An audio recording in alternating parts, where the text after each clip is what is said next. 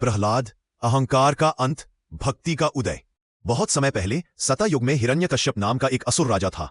वह अत्यंत शक्तिशाली, पराक्रमी और अभिमानी था। उसने कठोर तपस्या कर भगवान ब्रह्मा से ऐसा वरदान प्राप्त किया था कि न वह किसी मनुष्य से मरेगा, न किसी देवता से, न दिन में, न रात में, न जमीन पर, न आकाश में, न किसी अस्त्र शस्त्र से, न किसी पशु या पक्षी से। इस वरदान के बल पर वह स्वयं को ईश्वर समझने लगा और पूरे संसार से अपनी पूजा करवाने लगा।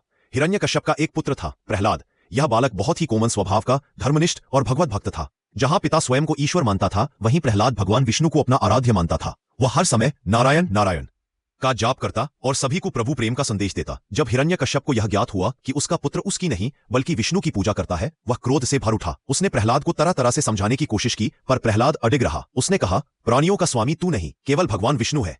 उन्हीं की शरण ही सच्ची शरण है। यह सुनकर हिरण्यकश्यप आग बाबूला हो गया।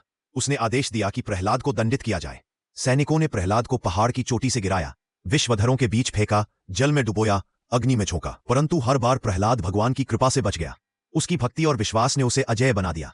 हिरण्यकश्यप की बहन होलिका को अग्नि से न जलने का वरदान प्राप्त था।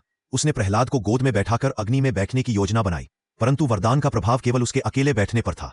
जब वह प्रहलाद को लेकर अग्नि में बैठी तो होलिका जलकर भस्म हो गई और प्रहलाद सुरक्षित बाहर आ गया। यही घटना आगे चलकर होली पर्व के रूप में मनाई जाने लगी।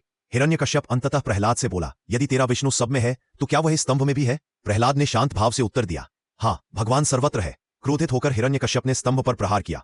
तभी उसमें से एक भयावह रूप प्रकट हुआ, नरसिंह, आधा सिंह और आधा मनुष्य।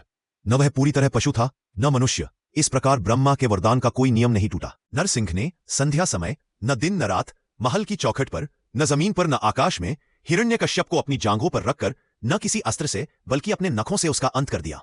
हिरण्यकश्यप की मृत्यु के बाद प्रहलाद को राज्य मिला। उसने धर्म, सत्य, दया और भक्ति के आधार पर शासन किया।